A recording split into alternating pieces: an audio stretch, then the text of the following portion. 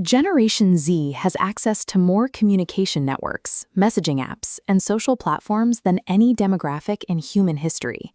Yet, when surveyed, 75% of them report feeling profoundly isolated. To understand why, we have to separate social isolation from loneliness. Social isolation is an objective measurement. It's the physical state of being alone. Loneliness is subjective. It's the psychological distress we experience when our interactions fail to provide meaningful connection. This chart tracks loneliness distribution across different age groups. Following the dotted line representing 2018 data, you can see a sharp upward trajectory in the 18 to 25 bracket. The youth are now experiencing higher rates of loneliness than the elderly. Having 1,000 communication tools in your pocket does not prevent emotional starvation. A hyper-networked life is entirely different from a connected life. When we lack that connection, the body reacts as if it's under physical threat. Loneliness functions as an evolutionary warning system, putting the brain in a state of hypervigilance that chronically floods the body with cortisol, a primary stress hormone. The physical toll is so severe that U.S. Surgeon General Vivek Murthy issued a formal advisory, elevating loneliness to a top-tier public health crisis. This data compares premature mortality odds. The top red bar shows lacking social connection carries a health risk equivalent to smoking 15 cigarettes daily. Moving down the chart, chronic disconnection is more dangerous to long-term survival than physical inactivity and even obesity. This is biological starvation. Our bodies are wired to interpret isolation as a mortal danger, and that chronic stress response slowly breaks down our physical health. To trace how we got here, we have to look at our environment. Starting in the 1970s, a culture of hyper-individualism began slowly dismantling local community structures. Urban planners use the term third places.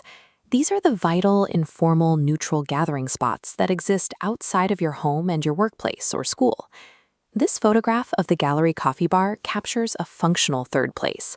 It's a physical setting built specifically to foster casual, face-to-face interaction between neighbors. But as zoning laws shifted and economic pressures closed these local venues, those physical spaces vanished. Driven by a natural biological need for community, younger generations migrated to digital platforms to fill the void. We stripped away the physical architecture of connection. In its place, we built a digital substitute that was never designed to sustain human biology. Researchers at King's College London recently conducted a massive longitudinal study to see exactly why these digital stasis are failing us.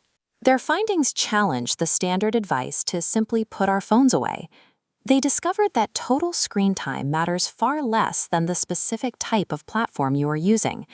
This diagram illustrates their core finding. When young adults use technology for active communication, like messaging friends on WhatsApp, feelings of loneliness actually decrease. But when behavior shifts to passive consumption, endlessly scrolling curated feeds on YouTube or Reddit, it drives a sharp spike in loneliness. This passive scrolling also creates what researchers call technoference. A smartphone distraction in the living room actively breaks down and sabotages the few face-to-face family interactions we still have. Passive digital consumption acts exactly like biological junk food.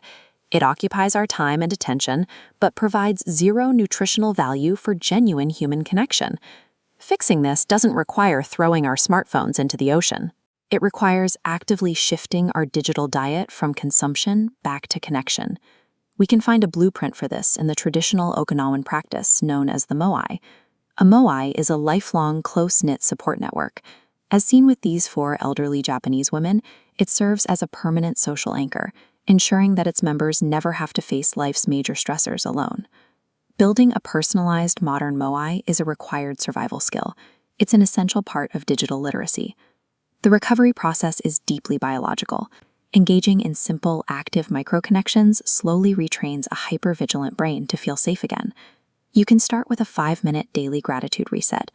Expressing thanks out loud to someone releases dopamine and serotonin, neurochemicals that directly counteract the stress of cortisol. Dr. Murthy also points to acts of service. Volunteering locally or helping a neighbor rebuilds a lost sense of purpose and self-worth by forcing our focus outward. Structurally, we have to draw a hard boundary. Limit passive social media scrolling to roughly 30 minutes a day, deliberately leaving room for active engagement.